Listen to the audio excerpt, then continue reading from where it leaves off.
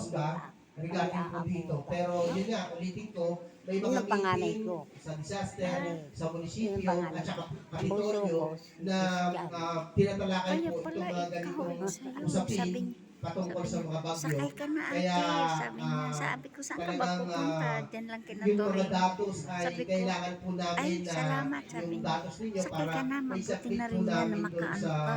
sa munisipyo, Sabi na, anak ko pagka pala department yun, sa anak ko, munisipyo. kahawig nga. Kaya medyo Lahat matagal-tagal ng lang, anak ko pero mababait. kailangan po Kahawig natin nga. yung mga dokumento Kahawig ko. para sa ganun ay yun yung pagbatayan ng munisipyo at kapitolyo para sa pagbaba kung meron man ng tulong mula sa kanila.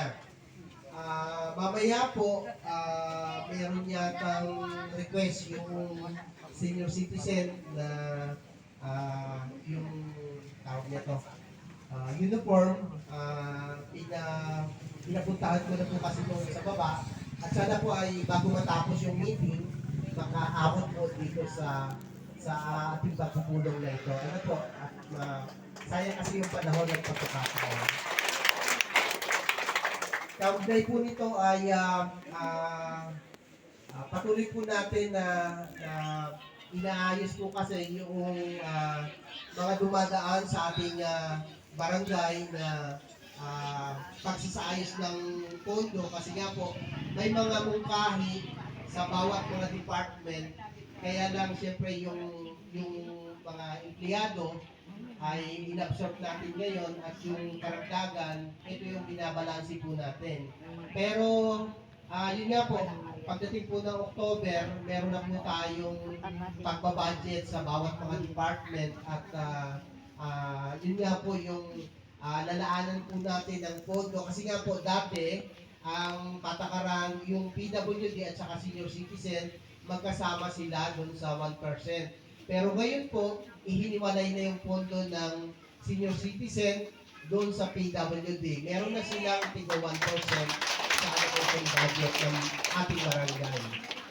Kahapon po, may balita ko lang sa inyo yung mga pag-meeting po namin sa pagitan ng San Jose del Monte at saka ng may nakita dito mga kapatid natin na mga senior citizen doon sa Likaw-Likaw at saka doon sa Karahome, sa may Bantang Balagbag. Kahapon po nag-usap po kami ng San Jose del Monte, dumating po doon yung kanilang mga abogado, ganun din po yung sa Kapitolyo ng Bulacan. Inilatag po nila yung kanilang cityhood doon po sa meeting at ito po ang nabagita po dito yung NMB, Land Management Bureau.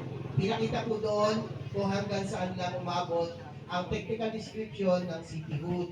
Yun pong kanilang plano at technical description ay hindi pa po umaabot ng Karahome. Yung kanto ng Karahome, sa may bandang taas papuntang Area 4, hanggang doon lang po yung ipinakita nila na cityhood ng City of San Jose del Monte. Ang ibig sabihin po nito, yung Likaw-Likaw, Karahome, pataas, ito po ay sa Montalban lahat. Kaya nga, bagamat hindi pa po nagagawa, pero ipinakauna na po natin na dito po sa Rate of Property, meron po idinulog sa munisipyo ng Montalban na mga lote, ito po titulado, ito po yung 1.4 hectares na 5 lote, at ang mungkahi po natin dito ay malagyan ng, dahil wala pa po yung makabot na senior high school, yung pong kalahating hektarya doon i-allocate po natin para malagyan ng senior high school. At pangalawa, magkaroon ng annex po ng barangay hall doon, annex ng health center, at saka yung annex ng daycare center, at iba pang mga government facilities. Yun po yung mga panukala doon. At dito po silang ayunan po tayo ng ating mahal na mayor, ng ating gobernador, ng mga konsyal ng bayan, at yung ating Kapitan Tom Hernandez ay sumang-ayon din po dito sa ating panukala ng mga bagay na ito para sa ikabubuti at ikinalakas ng Barangay Makabut. Ano po? Kaya nga kung magkaganon, yung mga lugar na binanggit ko kanina, ay patuloy na gagawa ng programa ang lokal na pamahalaan ng lalawigan ng Rizal at bayan ng Montalban, syempre ng Barangay Makabud. At meron na po tayong mga tawag nito, resolution para doon sa paglalagay ng argon. Bagamat sa ngayon, meron pa pong mga papeles na isasubmit po tayo doon sa NMB na kung saan pinapatunayan po nito, una, titulado sa Barangay Makabud, yung mga lugar na yon sa Sitio Carahome at Likaw-Likaw, sa bandang Balagbag, titulado yon sa Barangay San Isidro, Montalban, Rizal. At pag naisubmit na po natin yon, ay patuloy na ipapatupad po yung mga programa. Sabi nga po nung abogado natin sa munisipyo, si Atty. Lalaine, ay isasubmit po natin yung mga dokumento na yon doon sa NMB para mabigyan ng kopya yung San Jose del Monte para magkaroon ng kalinawan, magkaroon ng kapayapaan sa mga lugar na yon. Kasi 2 beses na kami nagkaroon ng pagpulong doon sa tribal hall ng Carahome. Kausap natin dito sila IDMR Benjamin San Jose at saka sila Chief Robert Impante.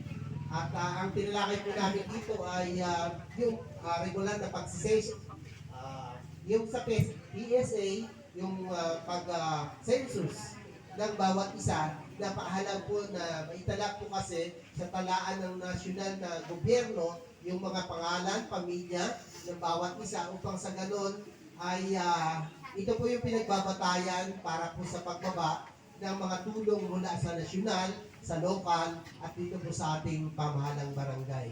Sana po ay magkasama-sama tayo, magkatulong-tulong po tayo. Tulungan po natin yung mga opisyalis po natin sa kanilang pagtindig, sa kanilang pangangasiwa. Huwag po natin lahat batikusin sila kung tayo po ay nangangailangan, kundi bagkos tulungan po natin para lalong lumakas yung proseso ng bawat isa sa atin. Kung meron man po na hindi pa nabibigyan ng tawag doon, yung galing sa local at saka sa national, meron pong mga islat po yan at mamaya ipapaliwanag ng ating panauhin. Alam ko, nung nakaraan na pasyal din po ako dito, pinaliwanag na po nila. Lamang hindi ko alam kung yung lahat ay nakarinig at nakaunawa ng bagay na ito. Pero ganun pa man, hindi po sila nagsasawa para ipaliwanag muli at maalala ng bawat isa yung mga patakaran, mga proseso ng bawat isa upang sa ganun magkaunawaan ang bawat isa po sa atin. Yun lang po, magandang umaga po at maraming salamat.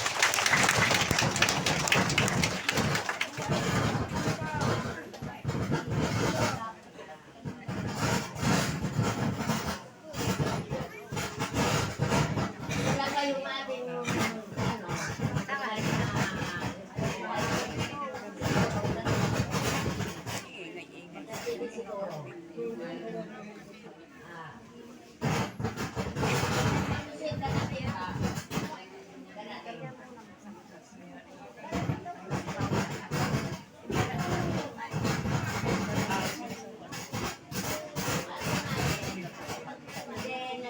bawat sityo, nangihingi kami ng Xerox ng ID ninyo.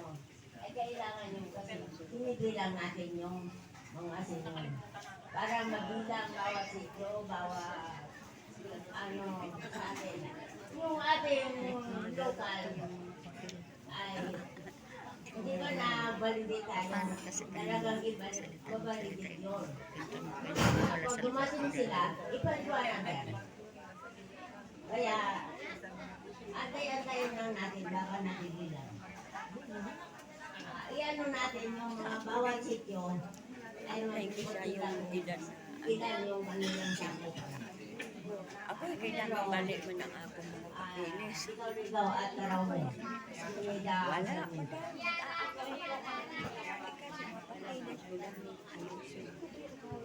Isang mapagpalang umaga po sa bawat isa sa atin. Ako po yung kinatawa na coordinator ng Balagbag at ng Carahome at ng Likaw-Likaw. Siguro naman po ay hindi naman kayo pamilyar naman po kayo sa akin. sa akin pong mga datos na hawak po, yung pong bilang nung nakapag-pay out na ay 26 po, yung sa akin lang po, kasama na po yung balagbag.